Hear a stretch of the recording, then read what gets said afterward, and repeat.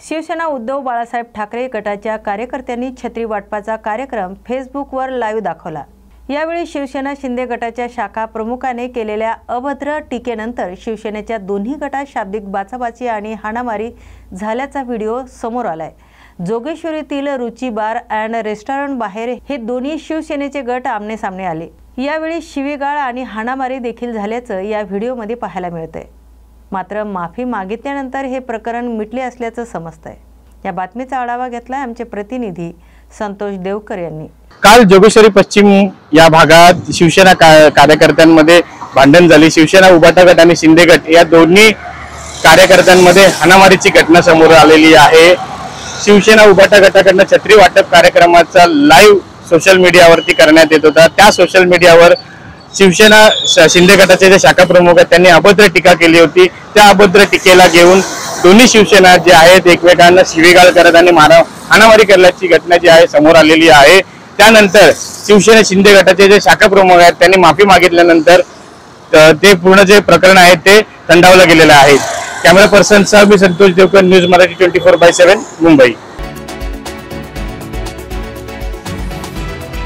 वाहतूक पोलीस आणि सीसीटीव्ही देखरेख यंत्रणेकडून मनमानी पद्धतीने ई-चलान जारी केल्याच्या निषेधार्थ अध्यक्ष अनिल गर्ग यांच्या नेतृत्वाखाली महाराष्ट्र स्कूल बस ओनर्स असोसिएशनने 2 जुलै 2025 पासून बेमुदत संपाची घोषणा केली आहे।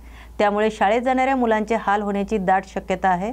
तर महाराष्ट्र सरकारने या प्रकरणाची चौकशी करण्यासाठी आणि 30 दिवसाच्या आत अहवाल सादर करण्यासाठी एक समिती स्थापन करण्याचा प्रस्ताव ठेवला आहे। दरम्यान नवीन शैक्षणिक सत्र सुरू झाल्याने आणि दैनंदिन वाहतूक धोक्यात असल्याने बस मालक तात्काळ आणि अंतरिम मदतीची मागणी करत आहेत। शाळाजवळील कर्तव्याशी संबंधित थांब्यांसाठी स्कूल बसेस विरुद्ध जारी केलेले सर्व प्रलंबित ई-चलन त्वरित माफ करणे, योग्य शालेय पिकअप आणि ड्रॉप ऑफ झोन निश्चित होईपर्यंत ई-चलन जारी करण्यावर स्थगिती देणे, तसेच यावर दीर्घकालीन तोडगा काढण्यासाठी सरकार, आरटीओ, पोलीस आणि वाहतूक संघटनांसह संयुक्त टास्क फोर्सची स्थापना करण्यात यावी अशी मागणी यावेळी करण्यात आली आहे। या बातमीचा आढावा घेतलाय आमचे प्रतिनिधी संतोष देवकर यांनी।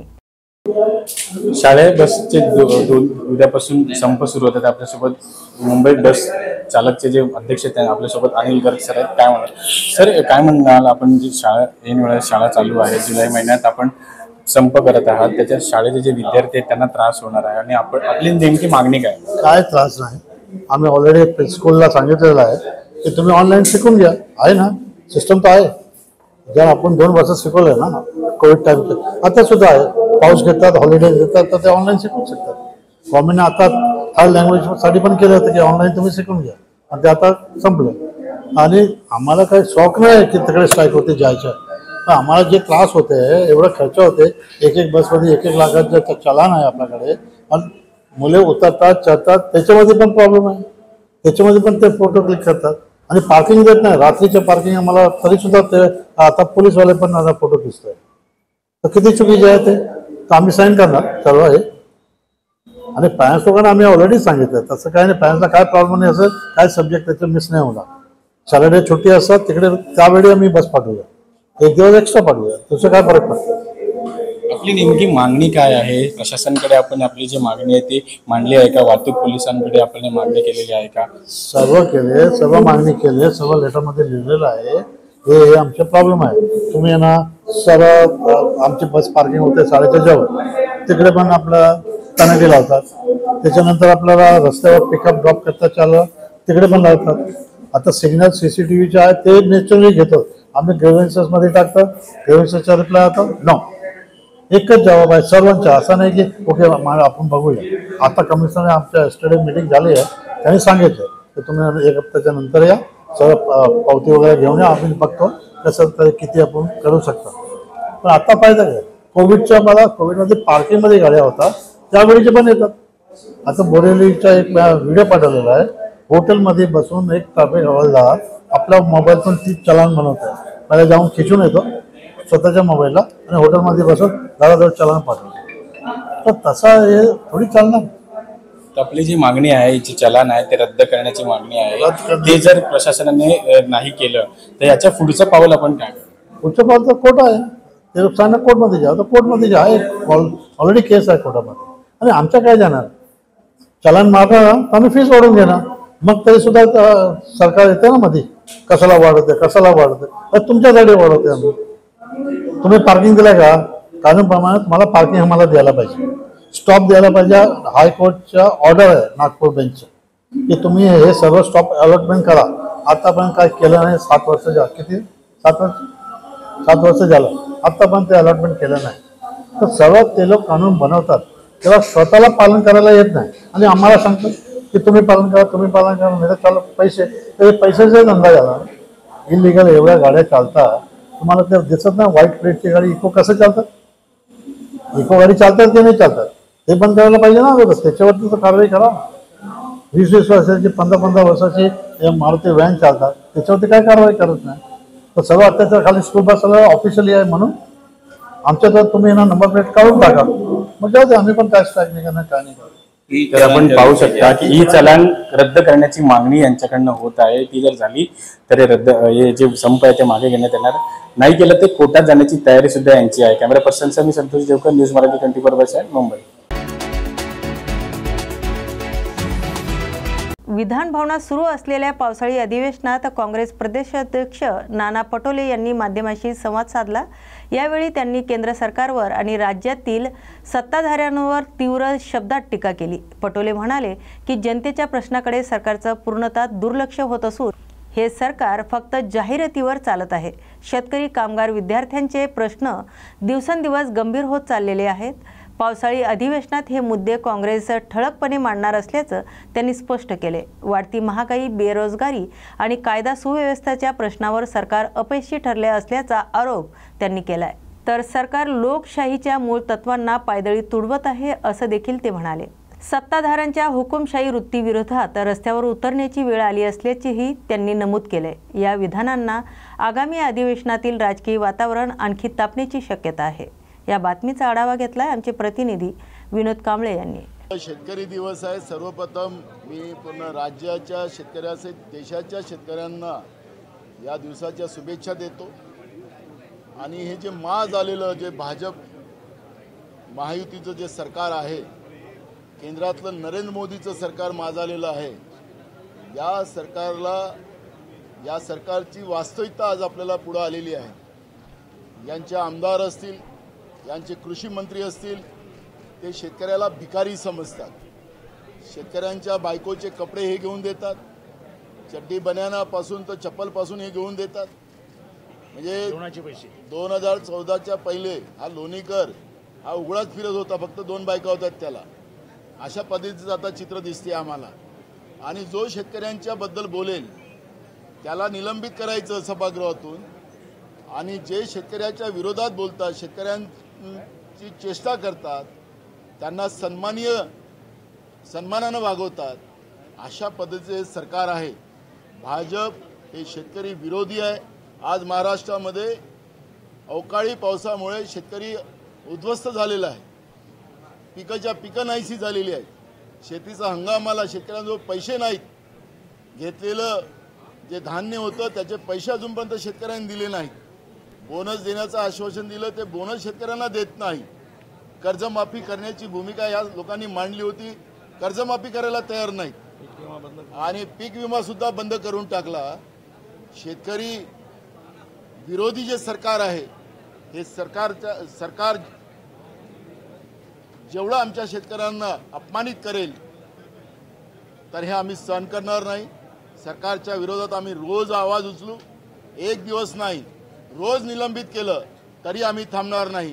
उद्या पुन्हा आम्ही शेतकऱ्यांचे प्रश्न मांडू, जिथपर्यंत लोणीकर आणि राज्याचे कृषी मंत्री यांच्यावर कारवाई होत नाही आणि राज्याच्या मुख्यमंत्र्यांनी शेतकऱ्यांची माफी मागितल्याशिवाय आम्ही लोक आता शांत बसणार नाही. शेतकऱ्यांचा अपमान आम्ही अजिबात सहन करणार नाही. या पद्धतीची आमची भूमिका आहे. रोज आता हा विषय आम्ही मांडू. रोज अध्यक्षाच्या माध्यमातून त्यांना आम्हाला निलंबित करायचं असेल तर करा, पण या प्रश्नाला आता आम्ही मागं पडणार नाही. शेतकऱ्यांची कर्जमाफी असेल, अवकाळी पावसाचे पैसे असतील, शेतकऱ्यांच्या शेतीमालाचे प्रश्न असतील, हे घेतल्याशिवाय आता या सभागृहामध्ये आम्ही शांत बसणार नाही, अशी भूमिका आता आमची आहे. बघा, कारणं काही लावू शकतात हे सरकार. या सरकारमध्ये थोडी दमक असती. या सरकारने मुख्यमंत्र्यांनी उपमुख्यमंत्र्यांनी त्या ठिकाणी पुढाकार घेतला असता आणि लोणीकरनी आणि राज्याच्या कृषी मंत्र्यांनी ज्या पद्धतीनं शेतकऱ्यांचा सातत्यानं अपमान केला त्या पद्धतीची भूमिका मांडली असती, त्यांनी चूक मान्य केली असती, त्यांच्यावर कारवाई केली असती आणि राज्याच्या शेतकऱ्यांची माफी मागितली असती.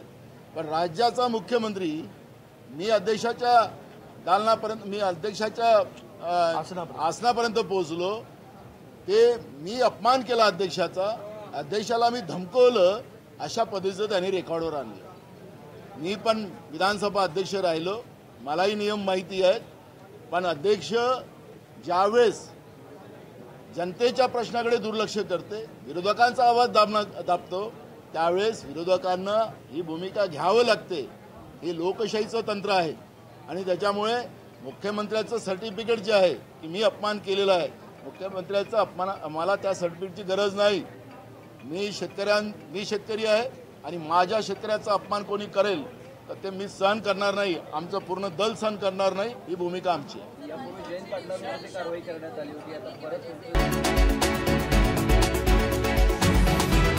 हिंदी सक्ती रद्द करण्यात आल्याचा विषय वेगळा आणि 2 भाऊ त्या दिवशी एकत्र येण्याचा विषय वेगळा. हा अत्यंत संवेदनशील विषय आहे.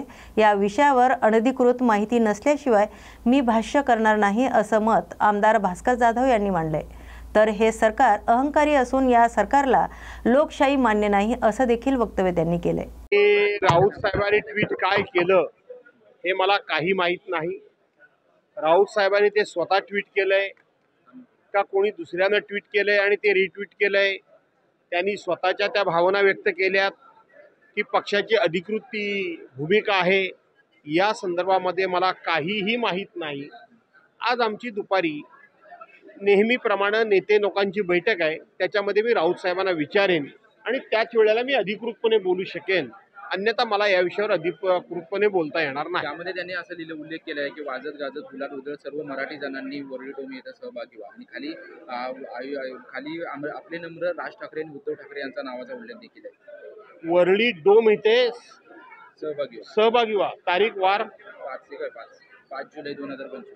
मग त्याचा अर्थ त्या एकीकरणाचा आहे की परवांच्या मराठी जो मनाचा मराठी भाषेचा मराठी माणसाचा जी जबरदस्तीने हिंदी लादली जात होती त्याच्या विरोधात जी काही मराठी माणसांनी भूमिका घेतली त्याचा विजयोत्सव आहे, हे स्पष्टीकरण झालं पाहिजे. त्याचा विजयोत्सव वेगळा आणि 2 भाऊ त्या दिवशी एकत्र येत आहेत हे तुम्ही सांगताय, हा विषय वेगळा. त्यामुळं हा अत्यंत संवेदनशील विषय आहे, हा अत्यंत नाजूक विषय आहे.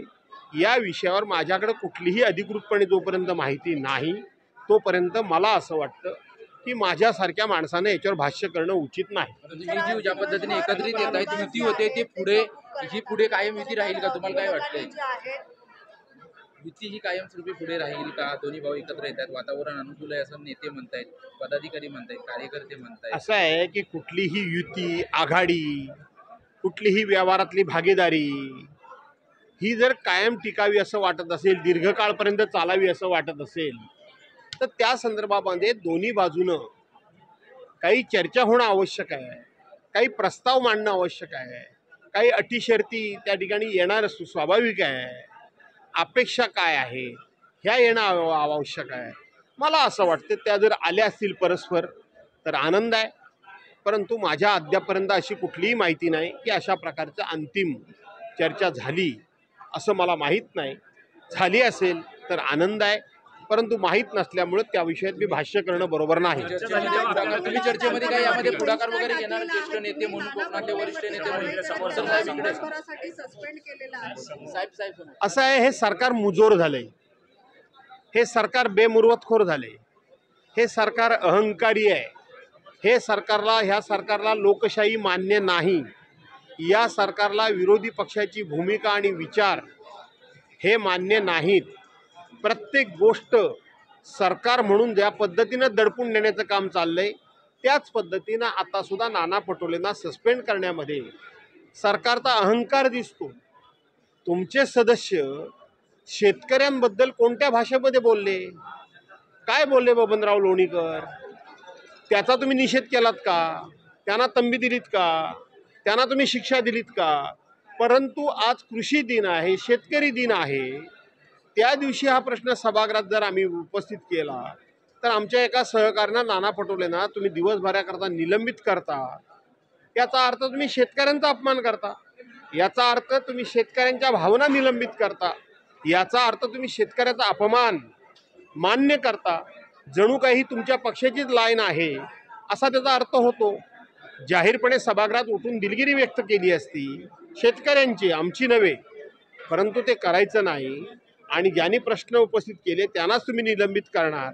त्याचा अर्थ हे सरकार हे जरी शेतकऱ्यांनी निवडून दिलं असलं तरी शेतकऱ्यांच्या हिताचं सरकार नाही हे स्पष्ट झालं. राजदंडाला त्यांनी हात लावल्याचं म्हटलं जात होतं. माजी अध्यक्ष सुद्धा राहिले आहेत नाना पटोले आणि त्यामुळे निलंबिताची जी काही कारवाई असेल ती होत आहे.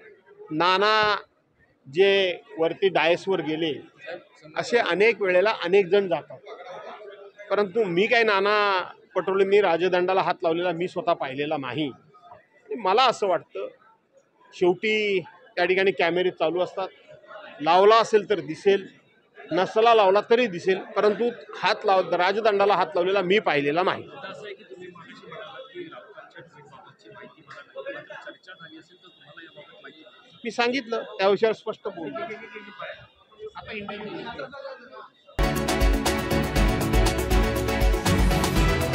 भविष्यात काँग्रेस आता कुठेच येणार नाही ही जाणीव झाल्यामुळे हे नरेश आलं आहे आणि नरेशातून या गोष्टी होत राहतात.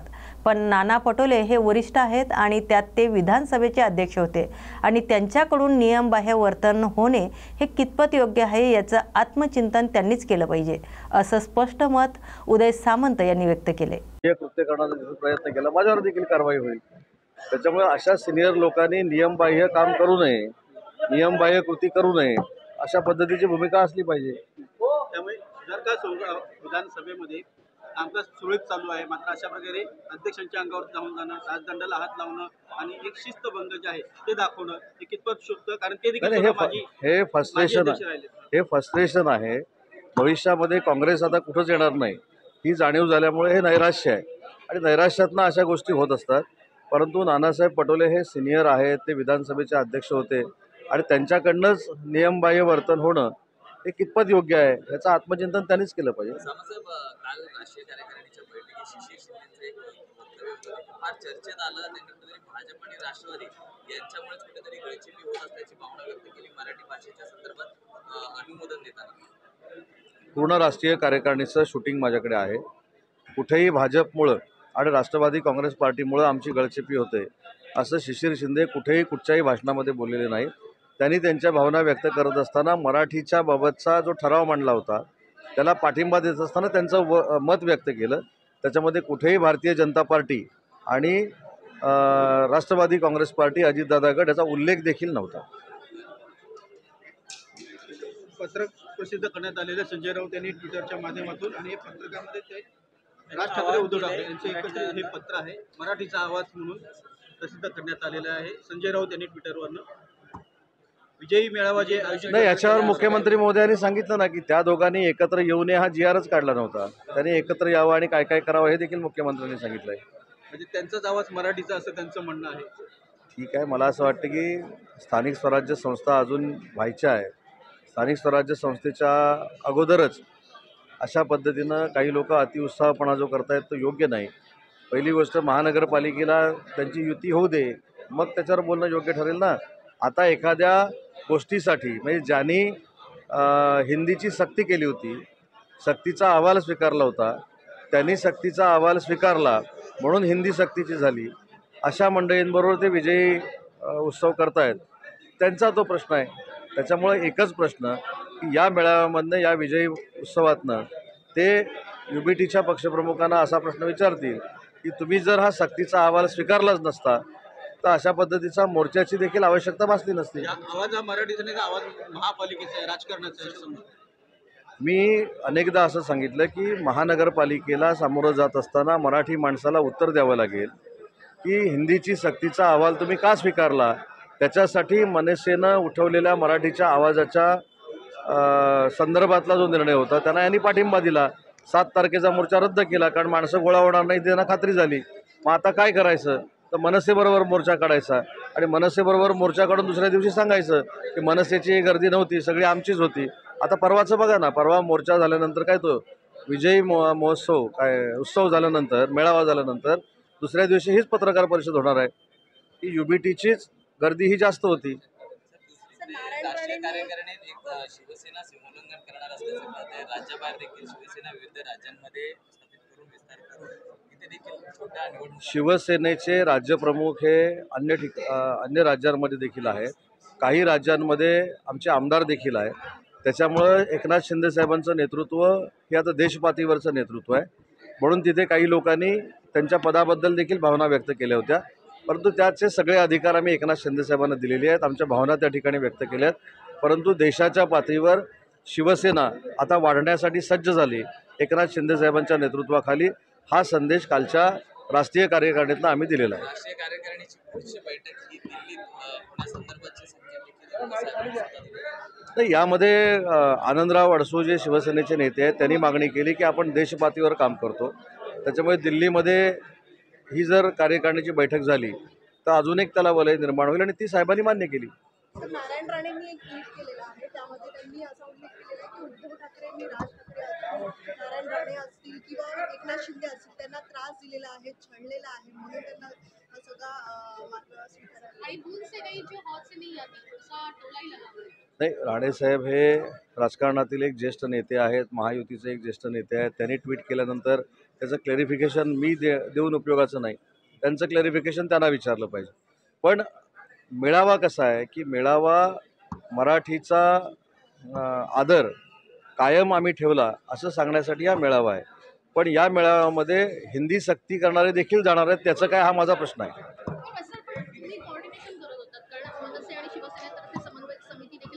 नाही, मुद्दा असा आहे की आधी पहिली गोष्ट की मी नक्की त्यांच्याकडे गेलेलो होतो, भविष्यामध्ये देखील जाईन.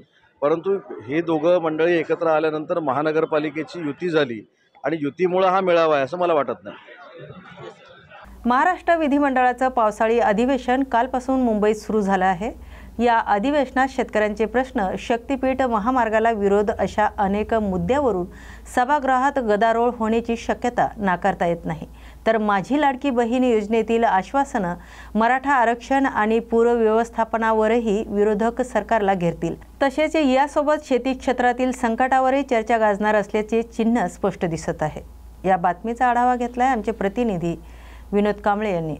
आजपासून पावसाळी अधिवेशन महाराष्ट्र सरकारचं सुरू झालेलं आहे. मात्र यामध्ये विरोधी पक्ष शेतकऱ्यांचे प्रश्न असतील किंवा शक्ती महामार्गावरती जे सध्या वाद सुरू आहे किंवा हिंदी सक्तीच्या संदर्भातील जो वाद सुरू आहे याच संदर्भात विरोधी पक्ष सरकारला घेरण्याच्या तयारीत आहेत. आणि हेच प्रकरणं सध्या या अधिवेशनामध्ये गाजण्याची दाट शक्यता आहे. पाहूया या 19 दिवसांच्या अधिवेशनामध्ये कोणकोणते प्रश्न गाजतील आणि कोणकोणते प्रश्न चर्चेला आल्यानंतर सत्ताधारी पक्ष त्यांना प्रत्युत्तर देतील आणि अंमलबजावणी होऊनच नागरिकांच्या समस्या किंवा जे प्रलंबित आहेत समस्या त्यांचे निराकरण करतील.